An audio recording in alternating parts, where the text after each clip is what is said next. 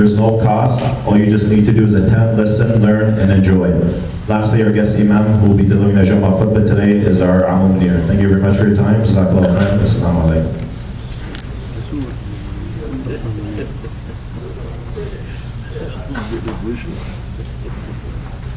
السلام عليكم ورحمة الله وبركاته.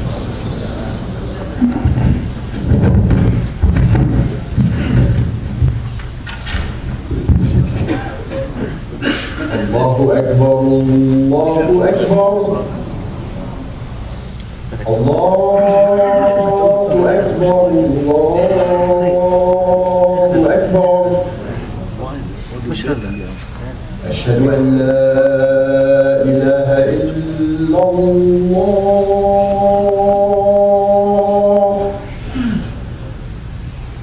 أشهد أن لا إله إلا الله.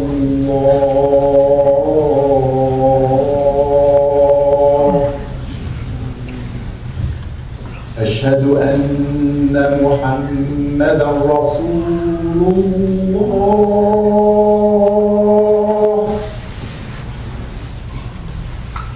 أشهد أن محمدا رسول الله. حي على الصلاة.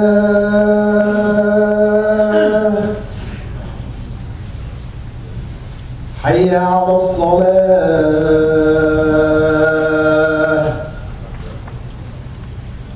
حي على الفلاح.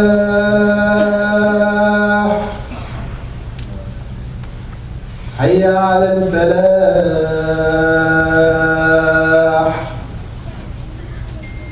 الله أكبر الله أكبر.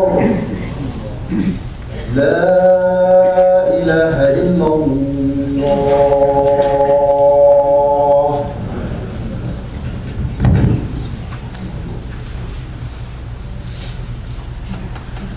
الحمد لله نحمده تعالى ونشكره ونستعين به ونسترشده ونعوذ بالله من شرور أنفسنا ومن سيئات أعمالنا. من يهده الله فهو المهتد ومن يضلل فلن تجد له وليا مرشدا. وأشهد أن لا إله إلا الله وحده لا شريك له أرسل رسوله بالهدى ودين الحق ليظهره على الدين كله ولو كره المشركون. اللهم صل وسلم وبارك على سيدنا ونبينا وحبيبنا وقائدنا ومرشدنا وحجتنا وشفيعنا محمد وعلى آله الطيبين الطاهرين وصحبه أجمعين ومن تبعهم بإحسان إلى يوم الدين. أما بعد، فإن أصدق الحديث كلام الله وخير الهدي هدي محمد رسول الله صلى الله عليه وسلم وشر الأمور محدثاتها وكل محدثة بدعة وكل بدعة ضلالة. عباد الله، أوصيكم ونفسي بتقوى الله وطاعته وأحثكم على التمسك بهدي قرآنه وسنة نبيه. فقد قال الله جل من قائل: أعوذ بالله من الشيطان الرجيم، بسم الله الرحمن الرحيم. يا أيها الذين آمنوا اتقوا الله حق تقاته ولا تموتن إلا وأنتم مسلمون. يا أيها الناس اتقوا ربكم الذي خلقكم من نفس واحدة وخلق منها زوجها وبث منهما رجالا كثيرا ونساء واتقوا الله الذي تساءلون به والأرحام إن الله كان عليكم رقيبا. يا أيها الذين آمنوا اتقوا الله وقولوا قولا سديدا يصلح لكم أعمالكم ويغفر لكم ذنوبكم ومن يطع الله ورسوله فقد فاز فوزا عظيما. صدق الله العظيم. My dear brothers and sisters, the khutbah today is such that I suspect after hearing the beginning of it, your reaction will be, here we go again. Because you've heard me and you heard other khatib talk about this topic, discuss this topic many times before. But the justification I'm going to share with you is that when someone is experiencing a serious illness, you don't go and talk to him about the fluctuations of the stock market. You don't go and talk to him about how real estate is doing, because that is not anymore on the ladder of priorities. You have to discuss what may bring that illness under control, and he will come or she will come out of it. So this is the objective of today's khutbah. Now, you heard me a few years back, maybe 3, maybe 4, talking about a study that was conducted at George Washington University, whereby 2 researchers, 2 professors, used a certain index, and they were able to list 208 countries of the world in order of those who use Islamic principles in their lives and those who don't. And I mentioned at that time that they did not use any of the 5 pillars that we follow as Muslims. They just used economic principles, they used straightforwardness in dealing with each other, they used empathy towards each other, things that are taught by Islam, things that are taught in the Quran and through the prophetic example, the Sunnah of Prophet Muhammad sallallahu alaihi wasallam. So out of those 208 countries, they put 1, 2, 3, 4, 5, they listed them. Now the reason I'm repeating is that the first time the study was conducted was in 2010. Then the same index was used to see was there any improvement in 2014. And now, last month, it was done 2018. The thing is, that really hurt me a lot, is that those countries that were at the top remained at the top with 1 change in ranking in the first 7 countries.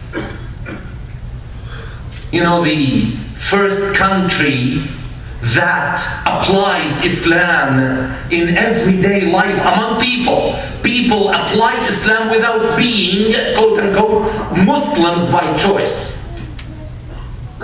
Number 1 is New Zealand. Number 2 is Luxembourg. Number 3 is Ireland, Iceland, Finland, Denmark. We are number 7 in Canada. Now, what really hurts is that those so-called Muslim countries kept moving back. Now, the first country that did not move back and stayed at 38th rank was Malaysia. But then at 48 now is Kuwait. At 64 is Bahrain. At 133 from 104 in 2014 is Saudi Arabia. 133 in following the principles of Islam. Now we ask ourselves the question that this is why I'm repeating, but not repeating myself, talking about this topic and asking why. Why are we doing this? And let me know before I would attempt an answer that out of all religions, because I'm talking here from a religious perspective, why are we failing as Muslims to live Islam? Even though I'm noting, and all of us realize that, for people who are in their 70s, if you are in the 8th decade of your life, you must have heard more than 3,000 Friday khutbah. Weekly khutbah, more than 3,000. what did that change in one's life, in a Muslim's life? Did we improve, or are we still thinking, as many I'm sure are continuing to think, that our Islam is Salat and Siyam and Zakat and Hajj? Because Allah subhanahu wa ta'ala says, وَمَا خَلَقْتُ الْجِنَّ وَالْإِنسَ إِلَّا لِيَعْبُدُونَ. I did not create jinn nor humans except for the purpose of worship. So they said, we are frequenting the masajid every day, every salat, some of us. And we are fasting every Ramadan. But wait a minute. If that is the argument, and you are interpreting what Allah subhanahu wa ta'ala said in Surah Al-Dhariyat, that I did not create the jinn nor the ins, humans, except for the purpose of worship, and if you interpret worship to be salat and siyam and zakat and hajj, there's a big problem. Why?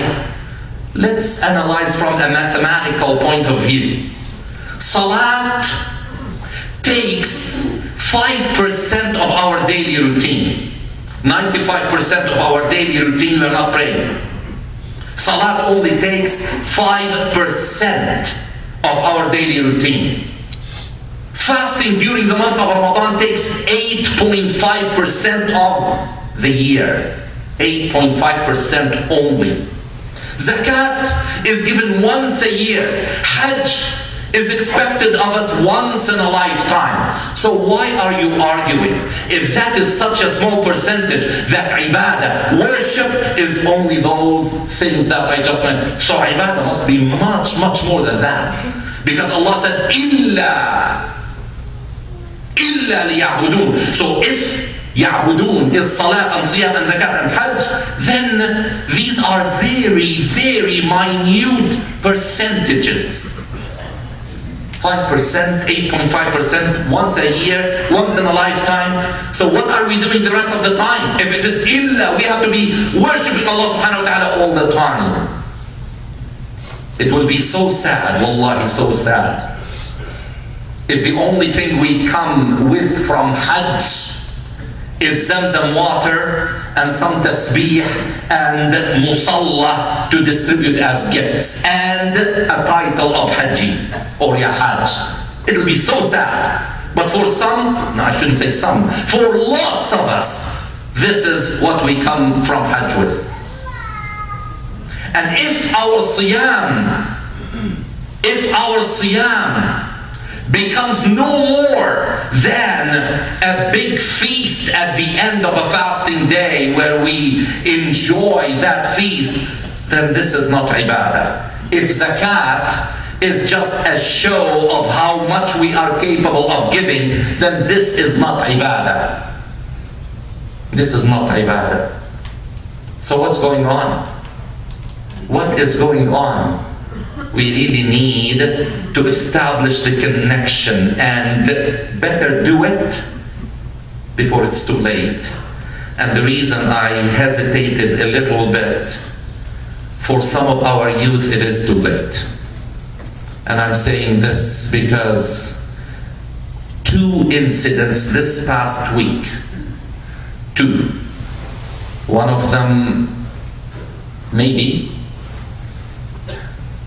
we will try to do something, but 2 incidents, and I will stay discreet so that I do not divulge specific information. Right from our community, 2 incidents in our community in London, Ontario, where there are young people who decided enough is enough. And these young people said that we're not Muslim anymore. This is sad. It just causes us to feel goosebumps. Therefore, if we continue like the people who are in their 70s, who had listened to more than 3,000 Friday khutbah, to live our Islam that way, come 2050, we may not have people coming to this masjid or any other. We will be doing, or we will be going through the same experience that our Christian brothers and sisters are going through. They are selling their churches. because the churches are empty. You'll say, no, not with us. You know, wait a minute. Wait a minute. There are things that are pointing in that direction. Our youth have no patience anymore. We cannot continue to present Islam to them only as Salat and Siyam, which is, and I said it before, Salat and Siyam and Zakat and Hajj are the pillars. We cannot remove this pillar because the ceiling will fall on us. We cannot remove that. We couldn't remove that because when it was time to renovate and expand, our engineers found that no, this is a weight supporting beam. We cannot remove it. That's why it would have been better if there was no such place in front of us and the whole thing will be, but we couldn't because this is a pillar, and that is Salah, and that is Siyam, and that is, we cannot. So please don't say that our brother Munir said that. No. Rasulullah said, Buni al-Islam ala khams. That the foundation of Islam is 5, but these are the foundation. Where's the rest of the building? Can you live only on foundations? You've got to understand that dealing in our business with honesty and sincerity and being truthful and being consistent and having the blood relationship so sacred, being good to our parents, being good to our neighbors, participating in the affairs of our community, going out and showing that the difference between a Muslim and someone who may not care enough as a Muslim is that we have a more than 90% participation in elections, be it municipal, be it provincial, be it federal. We will be the example to others. Are we prepared to do that? If there's absolutely no difference between a practicing Muslim husband and a non-practicing Muslim husband, no difference, because both of them are guilty of domestic violence. What's the difference then? What good is deen for the practicing Muslim? If he is violent at home, if his family does not enjoy the minute he walks in, what's the difference? If there's no difference between a practicing Muslim businessman or woman and a non-practicing Muslim businessman or woman, both of them do this, what's the difference? The deen of that practicing person is not doing him any good. You might have seen it on social media. Maybe it's a fabrication. Maybe it did happen, but the meaning is really what matters. And on social media, they told the story of a Chinese wholesaler who was visited by some Muslim business people.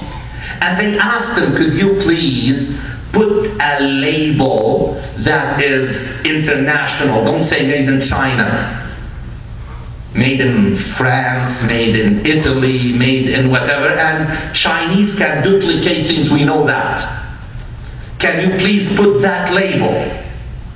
And, he said, okay, if that's what you want. And then he invited them for dinner.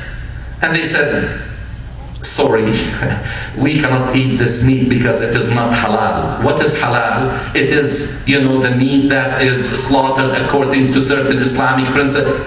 And he said, and he wrote on social media, you really couldn't care less about practicing your business in an unlawful way, and you stopped at whether this meat is slaughtered according to halal or non-halal principles.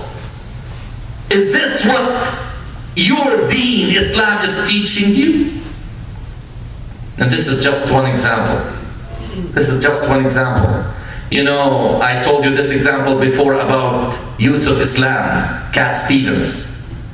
He said something that many people who heard it will never forget it. He said, thank God, I learned and I became familiar with Islam before I became familiar with Muslims. And this is hurtful. Not that he shouldn't have said it. He is speaking now as a Muslim, and we should really pay attention to what a new Muslim is observing. You know, if our akhlaq are not the reflection of who we are, then what good is our practice of our deen in the 5% and 8.5%? What good is it doing to us? You know, a very dear brother of mine, actually, you know, he may think that I made this khutbah because of what he told me. It so happened that I'm talking about something. 3 weeks ago he said, please, Munir, can you talk about this? I said, what do you want me to talk about? He said, why? Why is it when we come to the parking lot of the Islamic Centre, we double park each other? We couldn't care less. And when we go to any other parking lot, we make sure that we are following the rules. Why is it? You know, and another brother noted that. He said, you know, we left Pearson International Airport, everybody was standing in line in front of the counter. Everybody, you know, and mostly they were Muslims. When we arrived in the country where that airline ends, it was just everybody who was standing in line in Toronto. They just went into jumping over each other. Why? Why? Why double standards in following our deen or not following our deen? Why? Prophet Muhammad ﷺ taught us and told us, verily I was sent, that is with Islam that you are following, that you claim you are following, I was sent to perfect akhlaq, manners. Why is it that if we owe someone some money, rightfully, if he is not a Muslim, we will make sure that we will pay it back to that person. But if he's a Muslim, we find so many different reasons to say, no, but he did not do this, she did not do that. And we find so many things that Allah subhanahu wa ta'ala knows are just fabrications. And you are only saying it because you want to run away from your responsibility. But how could you run away on the day of judgment? Why are we doing this? Why are we doing this? Why the double standard in practicing of our deen? You know, let me say that in the first Jahiliyyah, and I talked about the second Jahiliyyah in a different khutbah. In the first Jahiliyyah, there were incidents that showed that the Arabs who became Muslims, and some of them did not become Muslims, they had akhlaq. Yes, some of their practices were so far away from akhlaq. But when we remember what Abu Jahl said to one of the people who gathered around the Prophet's house because they wanted to kill him before he did his migration to Medina, one of the people said, what are we waiting for? Let us just go and jump on Muhammad. And Abu Jahl screamed at him. He said, what do you want the other Arabs to say about us? تسلقوا الجدران, that they went illegally over someone's fence. And he repeated, and that we scared the family of Muhammad during the night. We're not going to do that. Look, these are akhlaq. Today, you know, secret police can do anything they want, night or no night. La ilaha illallah. What happened to our Islam? What happened to our Islam? Today the whole world is talking about us. First news is about us. Yes, I'm saying us. I'm not talking geographically. But whenever they talk about any Muslim, it's me. They are talking about us.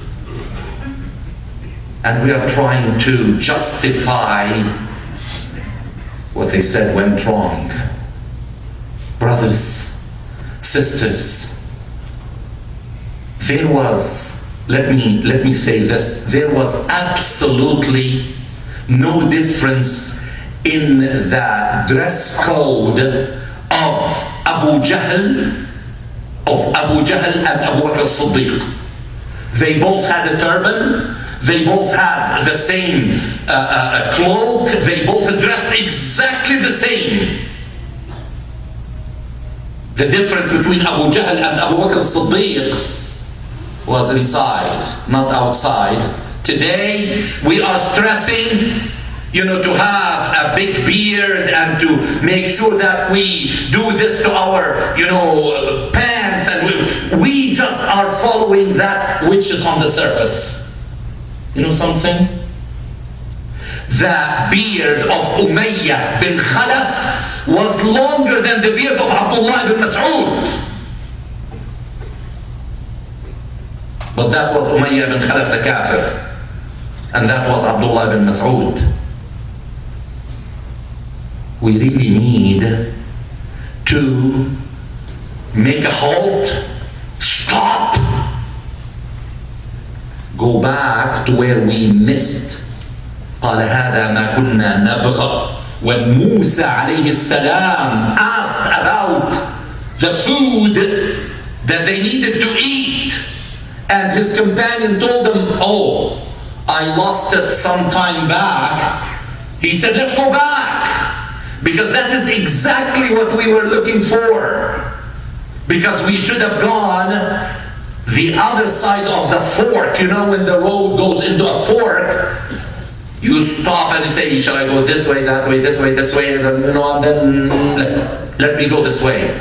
We Muslims, we close our eyes and we said, let's go this way, but it happened to be the wrong way. Wallahi, it's the wrong way. Wallahi, it's the wrong way. Let's go back. You would say, what? Let's go back. I'm responsible for every word I say.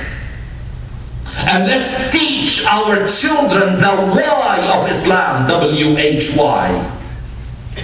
Not the how. We have to teach them why they need to pray before we teach them how to pray. Let's realize before it's too late. Wallahi, Allah is my witness. I'm saying this because there may come a time when we'll say, we wish we had done that. أقول قولي هذا وأستغفر الله العظيم لي ولكم. فيا فوز المستغفرين. Make dua to Allah subhanahu wa ta'ala. He will accept our dua. Ameen ya Rabbil Alamin.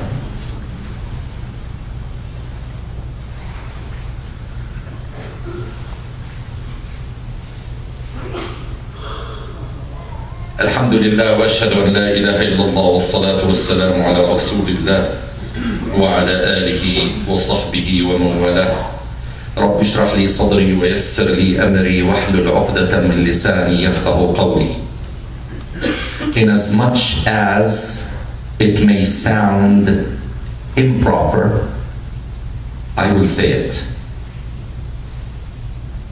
How excited do we get when a person from the people of the book, a Christian or a Jew, or from outside the people of the book, comes into Islam. We get so excited and we fill the place with takbir, and we're so happy and say subhanallah, and we write it on Facebook and we say today we gained a new person into the fold of Islam, and then we go home. Before we get excited about someone entering into the fold of Islam, let's clean our act first. Why are we getting excited to bring someone new into a house which is dirty? Our house, not Islam. Not Islam. It's our house because we kept it the way it is. Now let me say this. Imagine you gained acceptance into MIT or Harvard or Stanford or Oxford or Cambridge, one of those big prestigious universities. and then you didn't do well. Is it a reflection on Harvard? Is it a reflection on MIT? Is it a reflection on Oxford? It's your fault. So the way things are going with Muslims, it's not a reflection on Islam. It's a reflection on us as Muslims. Islam is perfect.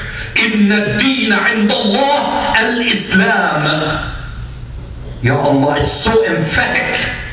And everything with Allah has to be perfect. And Allah says that the deen that Allah has chosen for His creation is al-Islam. But not to show acceptance and excitement, someone entered the fold of Islam. Another thing, for how long have we been extending our hands and we've been making dua against the kuffar? Allahumma ahlik al-kafara, Allahumma shattid jam'ahum, Allahumma kaza, Allahumma, you know, all of this. It seems that Allah did not answer our dua. He didn't answer our dua. They are becoming much better than us. Much better than us. Why? It's because we are making the wrong dua. Instead of asking Allah to destroy them, let us ask Allah subhanahu wa ta'ala to cleanse our hearts and to make us realize that which is right, and to, you know, to be positive in our dua. To be positive. I loved it, and you can check it. You know, one of the Tunisian clerics, you know, they call it clerics, but that's how it is on social media. He developed a new dua that is so beautiful, so different than the classical dua that, you know, many imams and khatibs have been propagating without being answered. Let us ask Allah subhanahu wa ta'ala to bring people to the right path. And when I say people, Muslims before non-Muslims. Now, please forgive me, I want to look at the, you know, it's 3 lines of poetry. I want to make sure that I do not miss a word of that. And it's poetry by Imam al-Shafi'i. You know, Abu Hanifa, Imam al-Shafi'i, Malik, Ahmed. Imam al-Shafi'i said something, and so beautiful. نعيب زماننا والعيب فينا وليس لزماننا عيب سوانا ونهج ذا الزمان بغير ذنب ولو نطق الزمان لنا هجانا وليس الذئب يأكل لحم ذئب ويأكل بعضنا بعضا أحيانا. Let me try to translate. He says that we blame the time, or the times we are living in. We blame the times we are living in, while the fault is deep inside us, not our times. And we curse the times we are living in without a fault of its own. That is the time. And if the time is able to speak, he would blame us, or it will blame us. Remember, no wolf would ever eat the flesh or kill another wolf, while we humans are eating each other all the time. Let's think about that.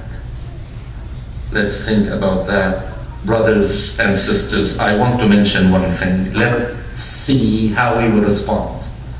Before this khutbah, you know, our leader, Naji, and I'm proud to say our leader, even though he's 30 years younger than me, but I'm proud to say our leader. And before him, there was another young leader who is still in the leadership role, Dr. Hassan.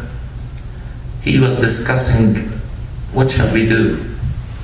And we came to the conclusion that let's bring the community on Sunday. And he made the announcement. But I'm mentioning this again not as an announcement, but as a way of our community to attempt a solution. Let's come at noontime on Sunday, 2 hours. We will pray Dhuhr together. And then we will sit and discuss the challenges facing our young people today. We will talk about everything.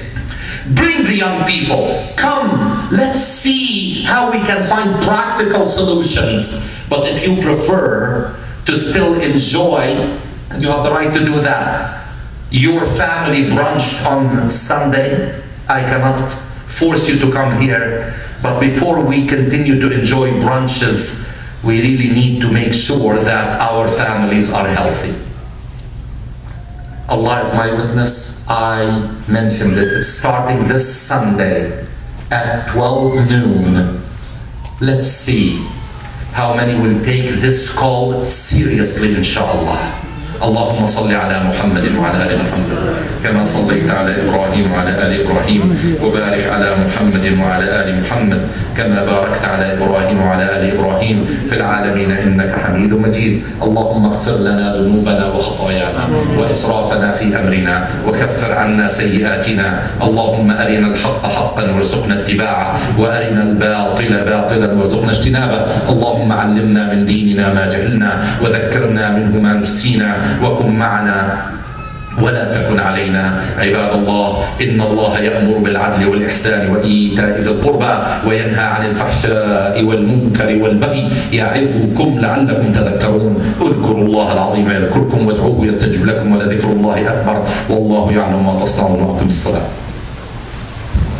الله أكبر الله أكبر. أشهد أن لا إله إلا الله. أشهد أن محمدا رسول الله. حي على